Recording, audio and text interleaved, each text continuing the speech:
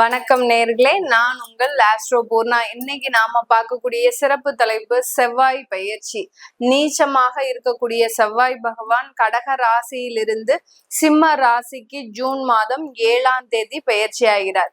இந்த 7ஆம் தேதி பயிற்சி ஆகக்கூடிய அந்த செவ்வாயினுடைய பயிற்சி ஒவ்வொரு ராசி என்பவர்களுக்கும், ஏன்னா நீச்சமாக இருக்கும் போது பலவிதமான பாதிப்புகளையும் கொடுத்திருப்பாரு, பலவிதமான ஒரு உயர்வுகளையும் கொடுத்திருப்பாரு இந்த செவ்வாய் பகவான்.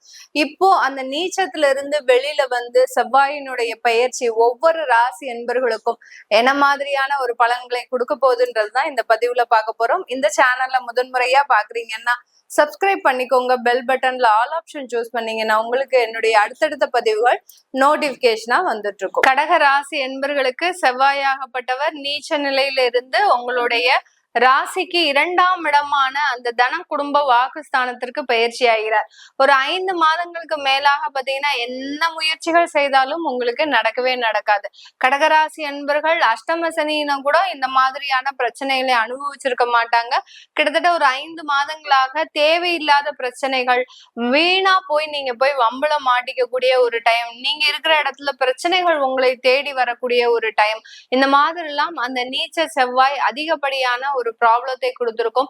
ரொம்ப சாதுவா இருந்த இந்த கடகராசி அன்பர்கள் பாத்தீங்கன்னா சாது மிரண்டால் காடு தாங்காதுன்னு சொல்லக்கூடிய அளவிற்கு திடீர்னு கோபம் எங்க இருந்தது வந்தது அப்படின்னு தெரியாத அளவிற்கு இவங்க இந்த மாதிரியான ஒரு கேரக்டரே கிடையாது. ஏன் இந்த அளவுக்கு கோபப்படுறாங்க, ஏன் இந்த அளவுக்கு ஒரு எரிச்சல் இவங்களுக்கு வருது அப்படின்னு இவர்கள் கூட இருக்கிறவங்களுக்கே ஒரு சந்தேகம் வரக்கூடிய அளவிற்கு அந்த ஒரு பிரச்சனைகள் அதிகமாக இருந்திருக்கும் இந்த ராசி என்பர்களுக்கு. தன்னை சார்ந்தவர்கள் இவர்கள் மீதே சந்தேகப்படக்கூடிய அளவிற்கு ஏதோ ஒரு பெரிய பிரச்சனையில மாட்டிட்டு இருக்கிறார் போல இருக்கு. அதுதான் அடிக்கடி இந்த மாதிரியாக டென்ஷன் ஆகுறாரு, ப்ரெஷர் ஆகுது. அடுத்து பாத்தீங்கன்னா கோபம் அதிகமா வருது. ஏன்னா இந்த கடகராசி என்பர்கள் தன் குடும்பத்தார்கிட்ட ரொம்ப அடுத்து ரொம்ப நல்ல நளினமா பழகக்கூடியவர்கள், நல்ல ஒரு திறமையோடு இருக்கக்கூடியவர்கள். இந்த திறமையும் இந்த நளினமும் எங்க போச்சுன்னே தெரியாது.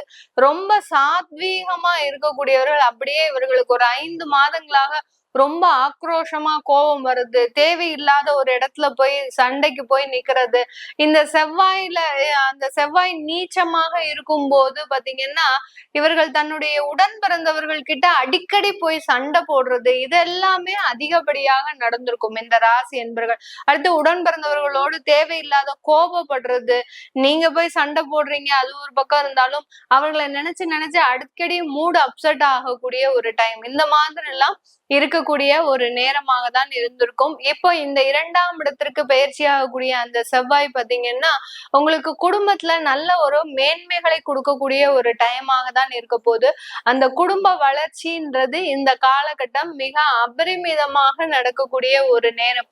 ஏன்னா இந்த செவ்வாய் உங்களுடைய ராசிக்கு, இந்த கடகராசி என்பர்களுக்கு பூர்வ புண்ணிய ஸ்தானாதிபதி, அடுத்து பாத்தீங்கன்னா உங்களுடைய கர்மஸ்தானாதிபதியும் கூட. அந்த கர்மஸ்தானாதிபதி இந்த இடத்துல எந்த மாதிரியாக செயல்பட போறார் அப்படின்னா, நீங்க செய்த அந்த பாவ புண்ணியங்களுக்கு ஏற்ப இந்த காலகட்டம் உங்களுடைய சேமிப்புகள் இருக்கும்.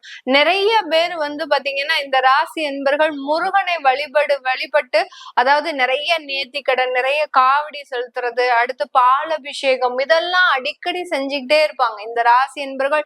முருகன்னா தனக்கு எல்லாமே, அந்த முருகனை தவிர எனக்கு வேற எதுவுமே கிடையாது அப்படின்ற அளவுக்கு நிறைய நேர்த்தி கடன்களை செஞ்சுக்கிட்டே இருப்பீங்க. ஆனா அந்த கடந்த அந்த 5 மாதத்துல செய்த நேர்த்தி கடன்களினுடைய அளவு பாத்தீங்கன்னா அதிகமா இருக்கும். சில பேர்லாம் பாத்தீங்கன்னா ரொம்ப தன்னை வற்புறுத்தி சில வேல் காவடி, அடுத்து பாத்தீங்கன்னா அழகு குத்துறது, இதெல்லாம் பாத்தீங்கன்னா இவங்க இந்த மாதிரி செய்வாங்களா அப்படின்னு கூட நினைச்சு பார்த்திருக்க மாட்டோம்.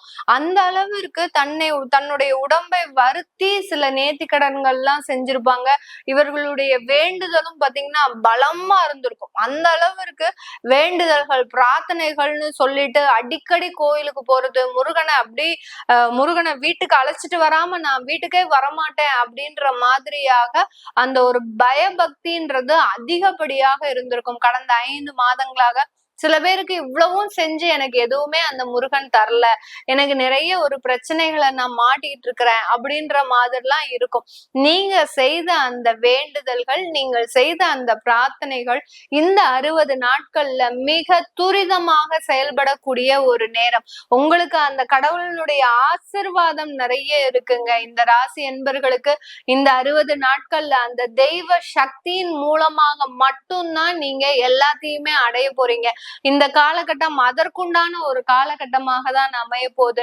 அந்த கர்ம ஸ்தானாதிபதி உங்களுடைய பாவங்கள் எல்லாமே துளையக்கூடிய ஒரு நேரமாக தான் இருக்கும். தொழில்ல நிறைய வளர்ச்சிகள், முன்னேற்றங்கள், அதிகப்படியான லாபங்கள் இது எல்லாமே அடையக்கூடிய ஒரு நேரமாக தான் இந்த செவ்வாயினுடைய பெயர்ச்சி இந்த ராசி என்பர்களுக்கு இருக்க போகுது. இந்த செவ்வாய் பெயர்ச்சி, செவ்வாய் பாத்தீங்கன்னா அவங்களுடைய 4ஆம் பார்வையாக உங்களுடைய 5ஆம் வீட்டை பார்க்கிறார். அதனால சொத்துக்கள்ல இருந்த வழக்குகள் சம்பந்தப்பட்ட எல்லா பிரச்சனைகளும் தீரப்போகுது.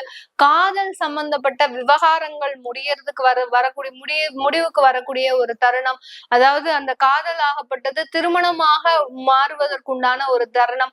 கடகராசி அன்பர்கள் யாராருன்னா ரொம்ப வருஷமா காதல் செஞ்சு திருமணத்திற்காக வெயிட் பண்ணிட்டு இருக்கிறீங்களோ, இதுதான் அதற்குண்டான ஒரு நேரமாக இருக்கும். டக்குன்னு நீங்க இரு வீட்டார்கிட்டையும் பேசி அதற்குண்டான ஒரு சம்மதத்தை பெற்று உடனே இந்த 60 நாட்களுக்குள்ள நீங்க திருமணத்தை நடத்துறது நல்ல ஒரு முன்னேற்றத்தை கொடுக்கக்கூடிய ஒரு நேரமாக இருக்கும். சில சண்டை சச்சரவுகள் இருக்கும், அதை பத்தி நீங்க ரொம்ப ஒரி பண்ணிக்காதீங்க. ஏன்னா உங்களுடைய 8ஆம் பார்வையும் 8ஆம் இடத்தையும் அந்த செவ்வாய் பார்க்கறதுனால கண்டிப்பா அதுல ஒரு பிரச்சனை இல்லாமல் அந்த தீர்வுன்றது கிடைக்காது இந்த ராசி என்பர்களுக்கு. அதனால காதல் திருமணங்கள் கைகூடக்கூடிய ஒரு நேரம்.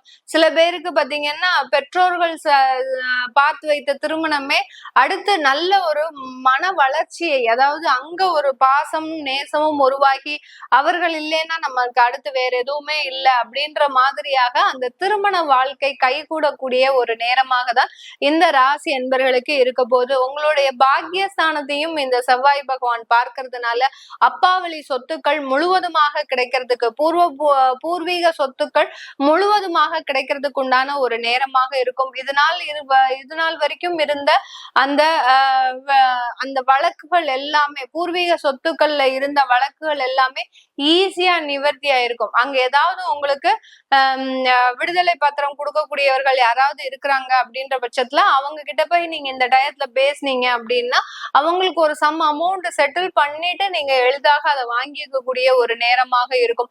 இதனால் வரைக்கும் கோபமா இருந்திருப்பாங்க உங்க மேல, நீங்க வரல போகல, நீங்க இதை பத்தி பேசல, எதுவும் செய்யல அப்படின்ற மாதிரியாக எல்லாம் கோபமா இருந்திருப்பாங்க. அது எல்லாமே நிவர்த்தி அடையக்கூடிய ஒரு நேரமாக தான் இந்த கடகராசி என்பர்களுக்கு அமைய போகுது. வெளியிடத்துல வேலை மாற்றம்ன்றது மிக அதிக அளவு இருக்க போகுது. வேலை மாற்றத்தின் மூலமாக நல்ல ஒரு வருமானம் சம்பாதிக்கக்கூடிய ஒரு டைம். அந்த வருமானம்ன்றது பாத்தீங்கன்னா நல்ல ஒரு பண புழக்கங்கள் அதிகரிக்கும். இதனால் வரைக்கும் இந்த கடகராசி என்பர்களுக்கு பர்ஸ்ல பைசாவே இருக்காது. என்ன மேடம் நானும் சம்பாதிச்சுக்கிட்டே இருக்கிறேன், பர்ஸ்ல பைசாவே இல்லை அப்படின்ற மாதிரியாக தான் இருப்பாங்க. இப்போ இந்த 60 நாட்கள்ல பண புழக்கங்கள் அதிகரிக்கக்கூடிய ஒரு டைம். குடும்பத்துக்காக ஏதாவது ஒரு பர்சனல் லோன் போடுறது, சொத்துக்களுக்காக ஏதாவது ஒரு லோன் போடுறது, இந்த மாதிரியாக உங்களுடைய பேங்க் அக்கௌண்ட்ல பாத்தீங்கன்னா டிரான்சாக்சன் இருந்துகிட்டே இருக்கும். அந்த அளவுக்கு பண புழக்கங்கள் அதிகரிக்கக்கூடிய ஒரு நேரமாக தான் இந்த ராசி என்பர்களுக்கு இருக்க போது. இந்த ராசியில பிறந்த பெண்களுக்கு அதிக அளவு உடல் தொந்தரவுகள்ல இருந்து வெளியில வரக்கூடிய ஒரு டைம். ஒரு மருத்துவ ஆலோசனைன்றது, நல்ல மருத்துவ ஆலோசனை. கடந்த காலத்துல எல்லாம் பாத்தீங்கன்னா கர்ப்பப்பை பிரச்சனை அதிக அளவுக்கு இருந்திருக்கும். அடுத்து பாத்தீங்கன்னா இது எல்லாமே இந்த காலகட்டம் நல்ல ஒரு முன்னேற்றத்தை, அதாவது அந்த வியாதிக்கு உண்டான தீர்வுன்றது இந்த காலகட்டம் கிடைக்கிறதுக்கு உண்டான ஒரு நேரமாக இருக்கும். அடுத்து அப்படியே நேரா உங்களுடைய ராசிக்கு 8ஆம் இடத்தை பார்க்கறதுனால பெண்களுக்கு அதிகப்படியாக நீங்க ஃபேமிலியை விட்டு வெளியூர் வெளிநாடு போகக்கூடிய ஒரு தருணம். இதனால எங்களுக்கு ஏதாவது பாதிப்புகள் வருமா அப்படின்னு கேட்டீங்கன்னா கண்டிப்பாக வராது. இது ஒரு வளர்ச்சிக்கு உண்டான ஒரு பிரிவை தவிர மேலும் எந்த ஒரு பாதிப்பையும் இந்த பெண்களுக்கு இந்த இடத்துல அந்த பிரிவு கொடுக்காது. அடுத்து உங்களுக்கு இந்த காலகட்டம் புதிதாக தொழில் தொடங்கக்கூடிய ஒரு வாய்ப்புகள்லாம் இருக்கு. செவ்வாய் 2ஆம் இடத்துல இருந்து 10ஆம் பார்வையாக 8ஆம் பார்வையாக பார்க்கும்போது அந்த புதிதாக தொழில் தொடங்கக்கூடிய ஒரு வாய்ப்புகள், அந்த தொழில்ல நல்ல வளர்ச்சி அடையக்கூடிய ஒரு நேரமாகவும் இந்த ராசி என்பர்களுக்கு இருக்க போது. இந்த காலகட்டம் உங்களுக்கு வேலை வாய்ப்புகள், அடுத்து சொத்து வசதிகள், உங்களுடைய வார்த்தைகள்ல கொஞ்சம் நிதானம் தேவை. அந்த கோபத்தினால வரக்கூடிய வார்த்தைகள்ல பெரிய அளவுக்கு பாதிக்கப்படுறதுக்கும் வாய்ப்புகள் அதிகமாக இருக்கு இந்த ராசி என்பர்களுக்கு.